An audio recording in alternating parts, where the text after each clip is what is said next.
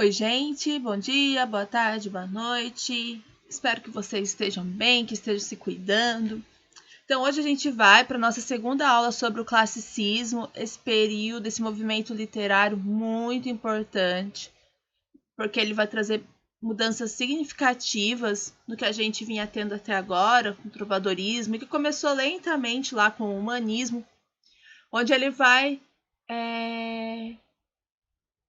renovar, a gente pode dizer até quase ressuscitar os valores greco-latinos, a antiguidade clássica da Grécia, toda a questão do paganismo envolvido ali, as questões filosóficas, das artes, das ciências. A gente vai ver muito isso refletido agora nas características do classicismo, que é o tema dessa aula.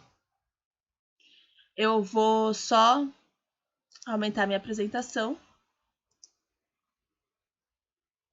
Pronto.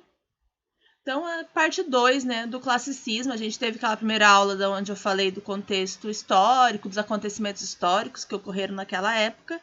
Hoje, então, a gente vai falar das características que a gente vai ver refletida nas artes, né, no nosso caso, principalmente na literatura, para depois a gente estudar os nomes dessa época e a obra deles. Então, a pauta de hoje são as características do classicismo e a nossa atividade. A primeira característica que eu trago aqui para vocês é a perfeição estética. O que é isso? A gente vai retomar de certa forma depois, mas os artistas dessa época, eles vão buscar a perfeição. Eles vão trabalhar duro até chegar à perfeição. A gente traz aqui estética, né, falando das artes visuais inicialmente, as esculturas, as pinturas dessa época, elas vão beirar mesmo a perfeição, a gente pode dizer assim. Nas esculturas a gente tem obras magníficas de mármore que a gente olha, né, aquelas mãos, o véu muitas vezes e se pensa como alguém conseguiu esculpir isso numa pedra. A perfeição é algo, essa obra ali que está exposta do Michelangelo é um dos exemplos, né, onde os traços ali são muito bem trabalhados, muito bem esculpidos no mármore. No braço dele, tem várias análises falando o quanto é realmente impecável o trabalho. Isso também vai se ver na literatura, né? Principalmente na poesia, vai se buscar uma perfeição no verso, na métrica, na rima, vai guiar realmente um trabalho de lapidação, a gente pode dizer assim, de todas as artes, na pintura, na escultura, na literatura. Eles vão ser guiados pela perfeição. Outra característica é o universalismo. O universalismo quer dizer que aquilo que vai ser tratado nas obras de arte vai buscar muito a transpor algo que seja universal, né? As características de um homem universal. Vai ter muito a ver com a próxima característica, né? Dores que são de todos, questões que são de todos,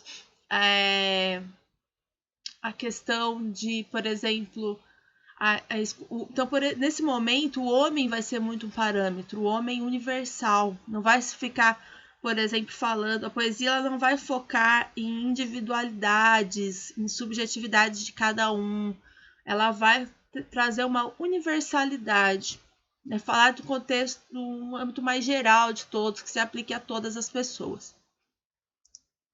Porque como eu já coloquei, a gente tem o antropocentrismo muito forte, como eu falei dele na aula passada, e no humanismo a gente já tinha essa presença chegando, que é o homem, o ser humano, no centro das questões. Então esse ser humano ele vai ser de certa forma universal, não vai ser uma forma de você mesmo, como que eu posso dizer, nortear, direcionar todas as suas angústias, as suas inquietações, as suas questões para uma figura, para a construção de uma arte, de uma pintura, de uma música, de uma literatura, de uma ciência universal e centrada no homem, centrada no ser humano, sempre prevendo o bem-estar, né, a busca pela perfeição.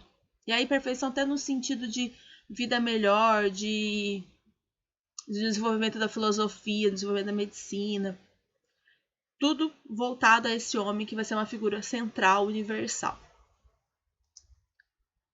A gente tem aqui também o nacionalismo surgindo, bastante forte na Europa. Porque assim, a gente vai ter os reinos se formando nesse momento, né, se consolidando. Eles vão estar em formação lá desde do regime feudal, do trovadorismo, mas aqui eles se consolidam, né, alguns como potências naquele momento. Nesse período, eu já comentei com vocês na aula passada, Portugal vai ser uma potência por causa das navegações. Então, a gente vai ter esse nacionalismo. As obras de arte elas vão começar a exaltar esses reinos, essas nações, digamos assim, que estão se formando. Por exemplo, a maior obra portuguesa é um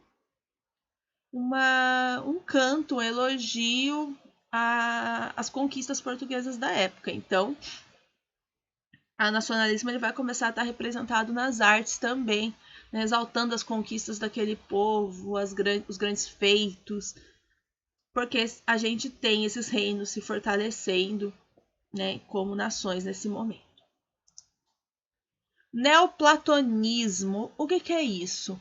Platão, né, foi um filósofo grego, e uma das questões ele vai falar muito sempre da idealização, do ideal. Então, bem combinando ali com a perfeição, a gente vai ter esse neoplatonismo, até porque a gente está, né, renascendo os valores gregos, então o platonismo entra num deles. E essa idealização ela vai se voltar muito para a mulher nesse momento, né? Idealização, até a gente estudou isso no gênero lírico, amor platônico, aquele amor que, né, não se realiza, que fica no plano das ideias. Então isso vai voltar também, porque é um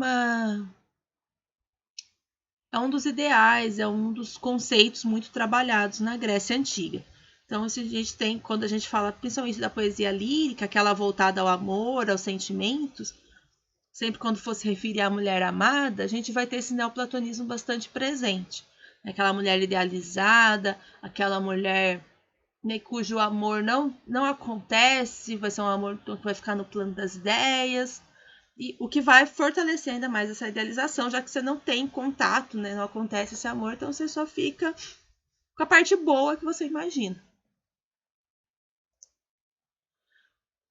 O racionalismo é outra característica, né, ligado à razão, então, né, que vai corroborar toda a questão das ciências, entrando com bastante força nesse momento, né, voltando, estabelecendo, depois de tudo que a Igreja Católica fez para evitar, então a gente tem as ciências avançando e a razão, né, vem junto.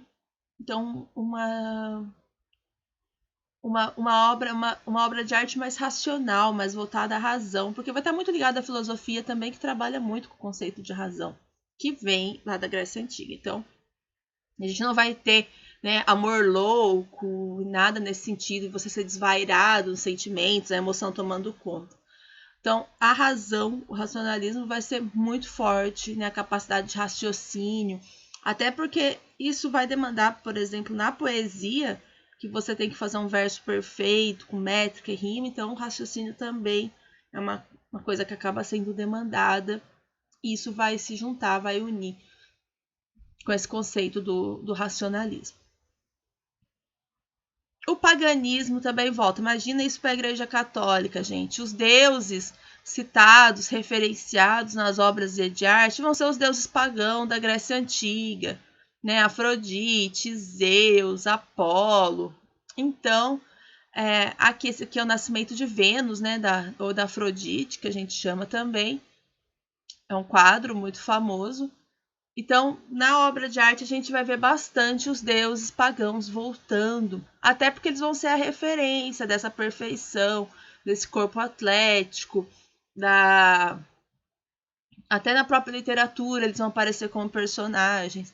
Então, a gente vai ter o paganismo bastante forte nesse momento, que é outro ideal que é resgatado no Renascimento, né, da Grécia Antiga. A objetividade, também combinando com a razão, né? Os textos vão ser, embora tenham todo um trabalho, principalmente na poesia, de verso, de rima e tal, eles vão ser bastante objetivos, eles não vão ser, por exemplo, cheios de advérbios, né? Não vão delongar muito para dizer alguma coisa, eles vão trabalhar sempre a objetividade. E até as próprias artes visuais, né? Vocês viram ali, tem o quadro, as esculturas, elas não tem aquela coisa de você ter que ficar tentando ver o que tem por trás ali, são bastante objetivas. Aqui a gente tem outra característica que vai, né, combinar com a questão da perfeição, do raciocínio, que é a observação, da filosofia, que é algo que é o conceito que está muito forte na filosofia, que é de você observar. Diante de você fazer algo, você observar, você parar e ver. Então, essa é uma escultura, a Pietà, que também é muito famosa, e é uma daquelas que é bastante destacada pela riqueza de detalhes, o quanto ela se assemelha ao real, o trabalho do artista no mármore.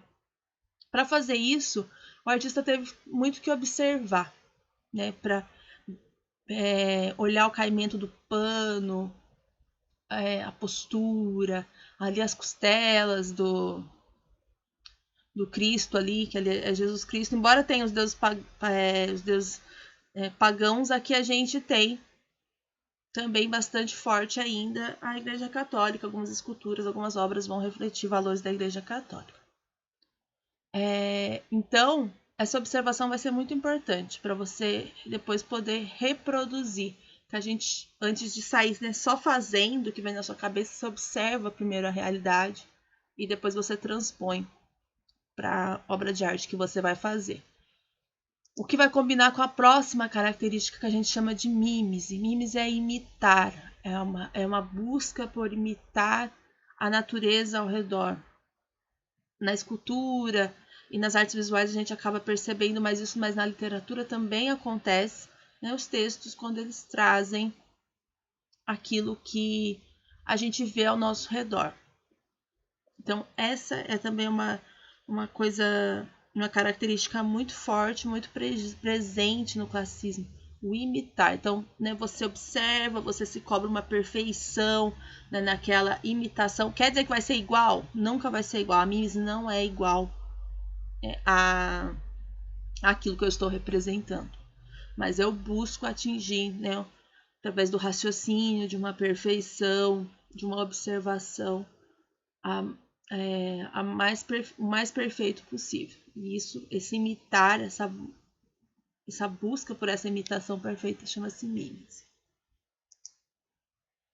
Os valores clássicos, né, são vigentes, aqueles que eu sempre estou falando para vocês, né, o bem-estar do homem, as questões da filosofia, a medicina, nas artes. Então, tudo que se fazia naquele momento, de certa forma, esse é um resumo das características que a gente está falando, né, o culto aos deuses pagãos, a questão do esporte, das Olimpíadas. Então, não que eles fizessem competições, não nada disso, mas reparem, né, nos corpos, se vocês separarem com os quadros da Idade Média, o quanto a questão física já é mais valorizada na pintura, na escultura. Então, os valores clássicos, né, eles vão ser destacados com bastante força no período do classicismo.